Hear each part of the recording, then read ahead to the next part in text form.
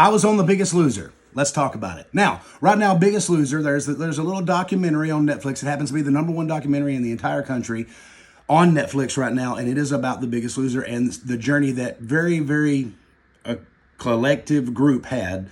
It was 4 or 5 people that they interviewed that I saw in the thing.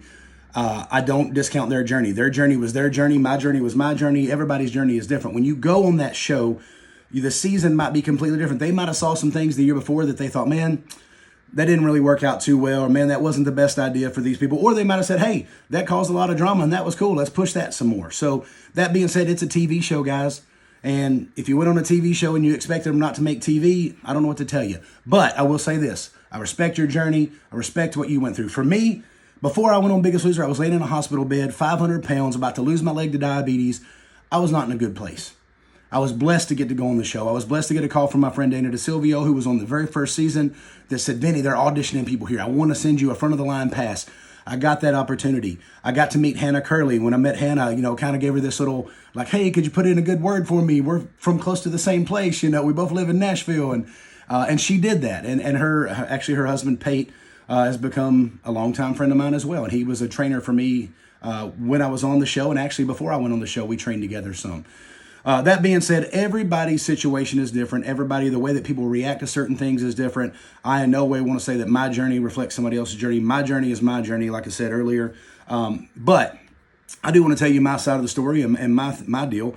I had a great experience. I had Dolvet his first year. Dolvet was awesome. He literally came in. He gave me a little card. I had to eat 2,400 calories a day. That was what the doctor gave me.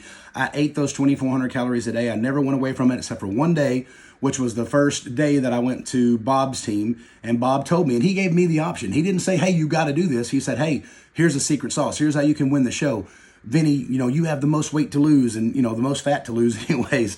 And he wanted to show me that 800 calorie diet, and he showed it to me and he gave me the option, and it was my decision whether I wanted to do it or not. I tried it for one day. I could not sustain that. It was not something that was going to be able for me to do. So I didn't end up doing that. I ended up staying on the 2,400 calories a day.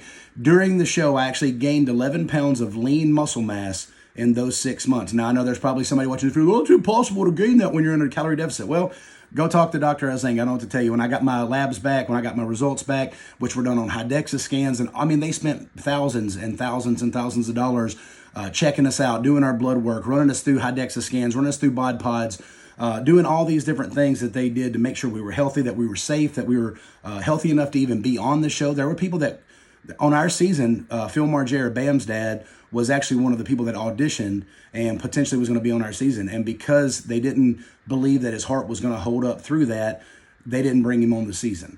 And I think that's important to note because they did care about people's health. They did care about, hey, are you able to go through this without anything bad happening? That doesn't mean that something bad couldn't have happened. There was definitely situations where it's like, man, we were worried because you were going through a grueling time. But guess what? You went on a TV show. You were there to be on a TV show. If you didn't think they were going to make TV, I don't know what to tell you. Yes, I think they did care about us enough that they're like, hey, let's get one of the greatest doctors in the world to be part of this show. Sandy, who was, his right-hand man, treated us like gold. He talked to us every day. He was there for us every day. He answered our questions every day. If we had an issue that was going to hurt us, now this is my season, may have been different on other seasons. I had rhabdomyolysis. I got that, and they said, hey, you're not working out. You're not allowed to do anything. And I had to just basically do everything based off a diet. And that's why, whenever the second week came around, I lost 5 pounds or something like that.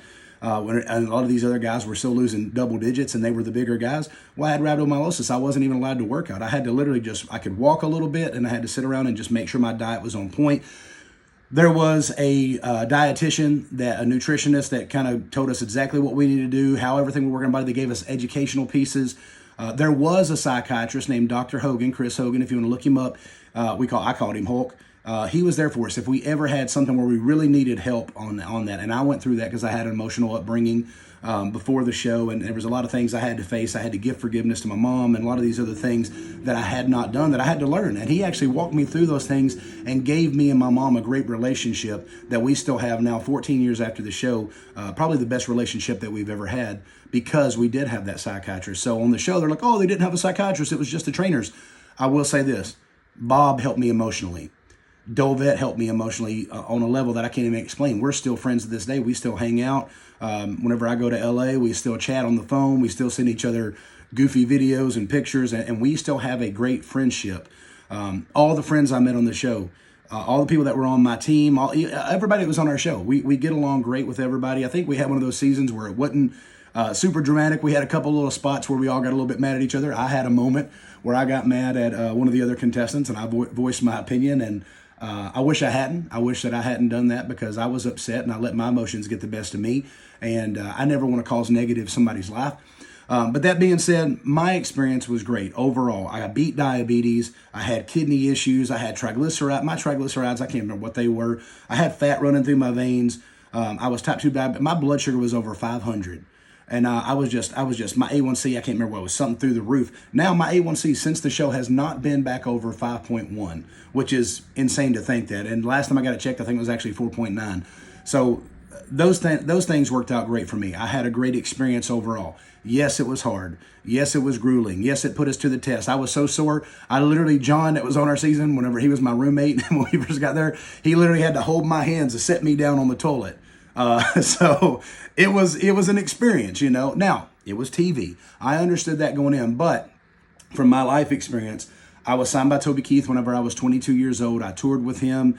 I was in front of a camera. I was on CMT. I was in I was in a movie with Toby. I was on a couple different award shows. I had been in front of the camera and had been, seen by America multiple times before that. So for me, I kind of knew what I was going into when it came to that. Whereas most people probably had never been on that kind of camera in their life. They'd just been on home videos and things like that. But there were so many great personalities on our season. I always go to Ramon because Ramon was like the coolest guy I ever met. I literally was like, dude, I thought I was funny. That guy's funny. I thought I was athletic for a big guy. That guy's athletic for a big guy. We learned great things. I got mentored by Anton Davis, who I watched as a kid, playing football for UT Knoxville. The experience, I got to meet Tim Tebow and Drew Brees and Clay Matthews and Janelle Merriman and Eric Dickerson would come out and walk, with us every night. Like, we got some great experiences that I will never, ever forget. And so I don't want that part of the show to be lost. I think we inspired thousands, if not millions of people around the world that they could still lose weight and they could do it with diet and exercise. That being said, whatever your journey is, I was watching on the show, on the documentary, and they were talking about how, they gave us caffeine pills and it was drugs and this and that. I'm like, bro, it's caffeine. Not that big a deal. But to you, it might have been. What I'm saying is, now you're saying at the end of the documentary, you're on Ozempic, which I'm fine with. If that's what you choose to do, that's what you choose to do. But don't be mad about a caffeine pill when you're injecting yourself every single week or every single day. I don't know how you do Ozempic, but however you do it, you're injecting yourself. So you're taking a drug now, so don't be mad about the drug you were taking then if you decided to take it. You were given it. You were told in the beginning, hey, this is not legal. This is not what you're supposed to do, blah, blah, blah.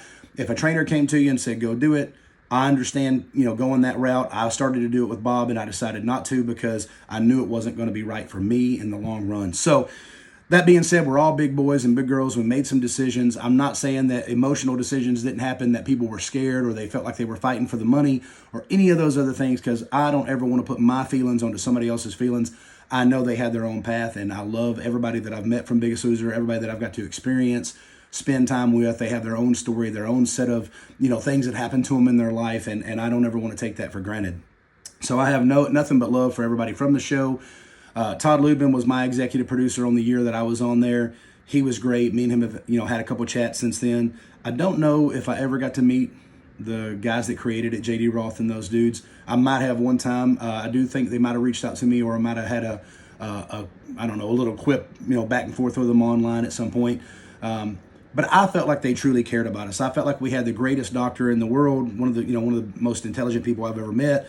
We had, Sandy, the trainer, is still to this day one of our good friends, somebody that helped us so much, talked us through things. Dr. Hogan, the psychiatrist, they had, I think her name was Jen, may have been Jen, that was the nutritionist or dietitian. I think there were so many tools that we were given to succeed. And I think it's hard to do that when you get back home because you don't have all those things at your exposure. I do think there should have been a thing. I actually submitted a thing called Life After Loser that I thought would have been a great idea to take Biggest Losers that had continued the journey afterwards, that had maybe got their training, certificates and had studied more and become nutrition or were in the medical field in some way, to maybe create something that could be there, for the people to continue. That being said, everyday life, people have to go get their own trainer, and they have to go get their own gym membership, and they have to go get their own food and their own, diet, and they have to make their own knowledge. We were given an advancement of all these things, and it was up to us to take that and go home and do something with it. So I don't take it for granted. Yes, it was brutal. Yes, it was hard. I will never sit here and act like it wasn't. I had to set out of half the stuff because I wasn't physically able to do it when I first got there. But by the end of it, I lost a ton of weight. It saved my life. It changed my life. I don't take a single day of that for granted. I love the show. I love the opportunity I got. And there was way more positives for me than there were negatives. And doesn't mean that there weren't negatives. There was hard times. There were things that, we probably all wish we'd have done different. We could have made a different decision here or there. We might not have said something the way that we said it. But at the time, you're emotional, you're broken down physically, your mental walls start coming down.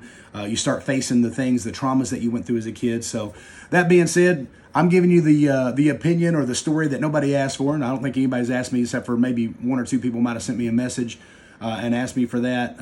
What happened? Do you have any dirt? I don't really have any dirt. I mean, I think the dirt that would be out there is, it kind of happened on other seasons. And maybe there was little bitty things that happened on our season. Somebody got caught with this or that. But there was nothing real scandalous on our season. We just kind of went through and did it. And, John was going to win. There wasn't nobody beating John. That dude was dedicated. He was if I got up at 5 in the morning, that dude was already out on the trail at 4 in the morning. I don't know how he did it. It's like he knew I was going to get up and he'd beat me out there. So that guy won because he worked the hardest, and there ain't no way around that. Regardless of, whatever antics he took, whether he lowered his calories or didn't, I didn't eat his food for him. I don't know exactly what he did or didn't do. I just know that even if he cut his calories, he outworked me every single day, and he deserved to win over me. Ramon ran that marathon. He deserved to be in that final 3 over me. Antone was he was just a stud, dude. Watching that guy work, watching him put in the time and the effort, it was funny because sometimes on the camera, he got made to look like, he was crying, but it was after he was so beat down. He really wasn't crying.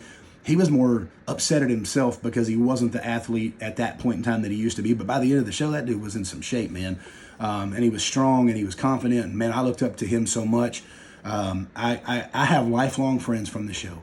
And I don't want to get too emotional, but I'm just going to say this. If you watch the documentary, those people that are telling their stories, that's true to them. And I don't in any way want to say it's not. But for me, from my experience, it helped me save my life. It gave me an opportunity at life that I don't think I would have ever had it not been for that show. So that being said, I love y'all. That's my part of The Biggest Loser. I love Dovette, love Bob, love all the producers, love all the people that worked on the staff, love all the people that I got to be on the show with. Really don't have anything negative about that type of thing to say. I don't know if I got anything really negative to say. I feel like everything went the way it went, and I loved it. It changed my life. It's the reason I'm still here today. I got a beautiful wife. I got 2 great kids. I got my own little house. I got my little businesses going, and I wasn't even supposed to make it past 30, according to the doctors, before I went on The Biggest Loser. So thank you, Biggest Loser. Thank you for the documentary that didn't call me. And then one last thing. I don't know who that woman was that kept popping in there to tell her opinion on what she thought The Biggest Loser was about. She wasn't on the show that I know of. She wrote some book, whatever. That to me was annoying. I think everybody else had a legitimate reason to be there. They went through what they went through. Danny Cahill was an inspiration to me. I love the guy. We've talked. We've chatted over the years. I didn't know the other girl. I knew Tracy a little bit. I think she's a sweetheart. She was always very kind to me the couple times I've met her. Never met the Suzanne girl or the Carla, maybe. I don't think, or Joelle. Never got to meet Joelle that I remember. And if I did, sorry that I didn't remember. But anyway, that's my story. Biggest Loser. I know it's long. I know it's drawn out, but that's what you're going to get from me. I love y'all. Peace out. We'll see y'all down the road. Holla!